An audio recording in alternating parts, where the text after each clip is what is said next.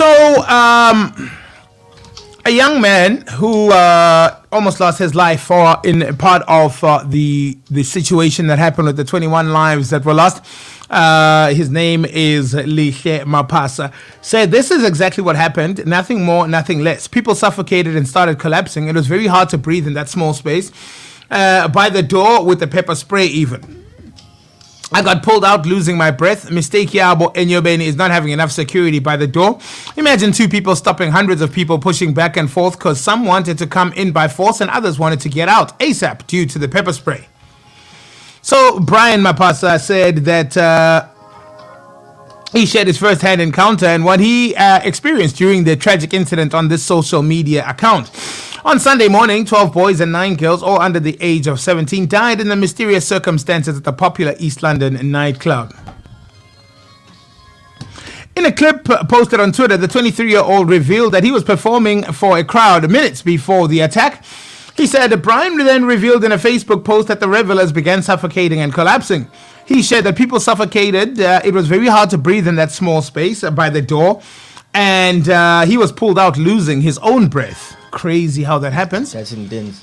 Part of the reason why this also became an issue is that the underage factor came into play, and why so many people were out there in their numbers and were allowed in, yet should not legally have been in that space whatsoever.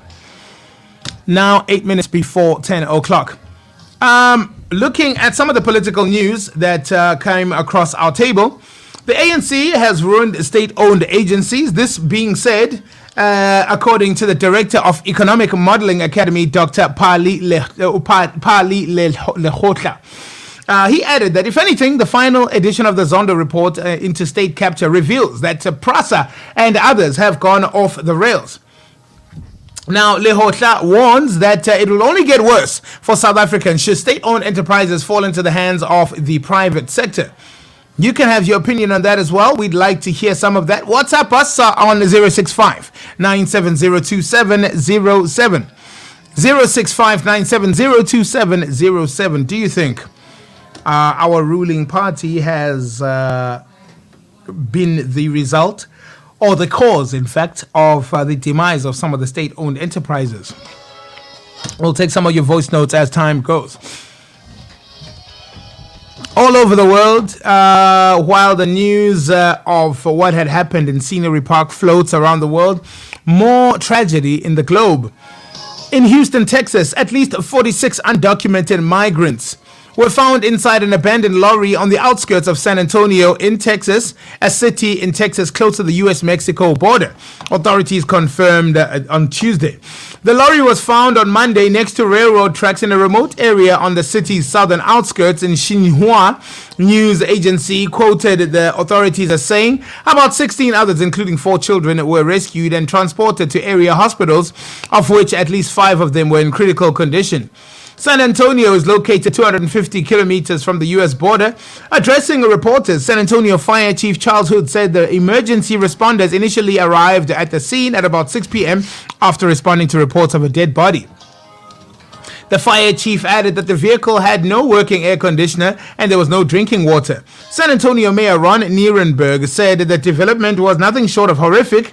Human tragedy, adding they had families and they were likely to find a better life having moved into the United States. What do you got on? What do you have on your desk, Mr. Jafta? Just in happened about 2 hours ago. Sure. Cyclists killed during a high-speed chase by alleged hijackers fleeing a fatal shootout. Haibo. Mpumalanga police said the victims were traveling on the N12 towards Witbank after purchasing goods in Springs when they were pulled over by 4 suspects in a silver Toyota Corolla. Private security guards in close vicinity noticed the incident that was unfolding and attended to the scene. On arrival, a shootout ensued between the security and the suspects, where 2 suspects were reportedly shot and killed. Wow. At a police spokesperson, Mr. Muala. So wait, the suspects knocked over the cyclist, or Yeah, if I'm correct, on the fatal Springs after hijack. That's crazy. That's mad, guys. South Africa is there's just too much negativity coming out of. And it all happens at once, it seems. Yeah. Sticking to what happened at Scenery Park, the emotions will run high for a very long time in this part of East London over the weekend. 21 teenagers aged between 13 and 17 managed to gain entry to Enyobeni Tavern for a late night groove. Sadly, none of them would ever return home. The popular venue played host to horrific scenes on the early hours of Sunday. Bodies were scattered across the establishment with very few signs of injury. The bizarre circumstances have left investigators stumped so far, but it's hoped upcoming autopsy results will provide clarity. In the meantime, the introspection has been laser focused on Enyobeni Tavern, its owners, and the alleged breaches of alcohol licensing laws on Monday. The Eastern Cape Liquor Board confirmed that the bar would be closed for good as the probe into the deaths continues. We are still none the wiser on exactly what caused the deaths, but a clearer picture is emerging in terms of the contributing factors. According to multiple alcohol trading authorities, Enyobeni's owners are understood to be guilty of some major offences, which are including the following. Number 1, allowing minors entry to the venue. Number 2, selling alcohol to those aged 18 and under. Number 3, contravening laws set down by the Eastern Cape Liquor Board which prevent minors from consuming alcohol at these venues. Number 4, failing to stop people coming in once maximum occupancy has been reached. And number 5, staying open after the prescribed closing time. Damn. All of these offences constitute to a criminal act, and that means the owners of Enyobeni Tavern are likely to be charged by police in the coming days.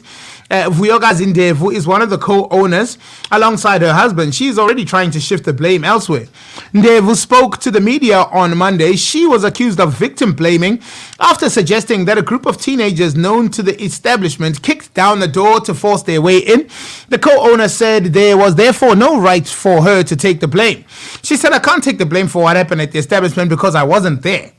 Okay. But I'm sorry for what happened. I am also a parent and I feel sorry for the parents who lost their children." Imagine. That's a bit of a sensitive one. That is very disrespectful. Yeah. But I wasn't there. As if you were there. Just trying to hide away from the situation. If you were there, would it have changed what happened? Nothing would have changed. What? They wouldn't have forced their way in because you were there? Because you were. Because she's putting herself in the middle. Yeah. Come on. She can't do that. Come on. Let's show some respect for the deceased. What do you have on your desk, Brighton? What I do have in East London, actually, a shootout yesterday at Pep in Vincent. I heard about that. About the red alert security guard. On Devereux Avenue. On Devereux Avenue, yes. That's quite intense. So they got away with an undisclosed amount of money. Yeah. A security guard was shot and injured. Yes. I don't think he died, but was injured, due to trying to protect the you know. But my thing is they're always targeting that specific outlet. Well, not the first time, not the second time. It's at a very convenient cross foot. You know, there's a lot of foot traffic. Yeah, true. And I guess when you are well positioned, yes, a lot of business comes your way. Surely that also means that those of the criminal element are also looking at the kind of frequency of people coming in and out of your shop, and they know that as much as it's one of these more affordable stores to buy at, when people come in their numbers, it means there's a lot of revenue being turned over.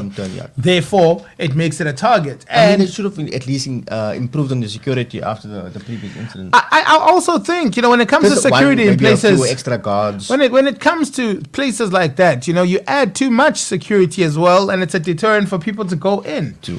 So it's tricky, because if you have a bunch of armed guards outside of your place, you're not gonna feel safe. The people who walk past are like, should I go yeah, in? But if you make it a friendly, hey, walk in, but now people look at it as a soft target. So it's a catch-22. Yeah, true. It's a catch-22. Agreed. Well, Hollywood actor Ben Affleck's son Samuel, who's only 10 years old, crashed the changing lanes actor's Lamborghini into a BMW. Wow. Yeah. According to the Daily Mail, Samuel was behind the wheel of his dad's car in Los Angeles on Sunday, 26th of June, when he accidentally collided with a BMW that was parked behind it. Now, when the incident happened, the toddler was with his father, 49-year-old, and his stepmom, Jennifer Lopez, who's 52. The family was car shopping when Affleck permitted his son to get into the driver's seat of a yellow Lamborghini Urus while the engine was running. The publication says it rents for $1,475 per day. In the video, the boy puts the Lambo in reverse, and it appears that when he made contact with the white BMW after the mini incident, the actor is seen comforting his son. When Samuel, got into the car, it jerked back and forth. We have a small lot and the cars are close. Everybody was okay. They seem to be happy and continue to browse. We also expressed that the car company would love to have Affleck and his son's family back soon. So the dealership would more than gladly welcome the stars back. It must be nice. Must be nice. Let my 10-year-old try that. something like that. It's over.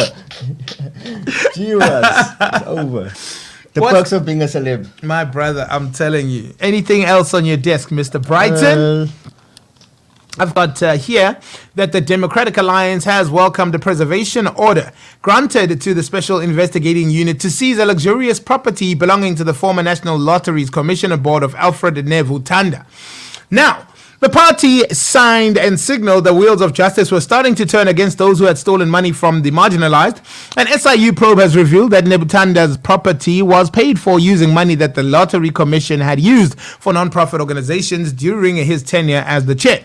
The luxurious property currently seized from Nebutanda by the SIU is valued at 27 million rand. It is alleged that the money was taken from 5 NGOs that had been jointly awarded 100 million rand by the National Lotteries Commission for empowered projects like old age homes, athletic tracks, and the rehabilitation center.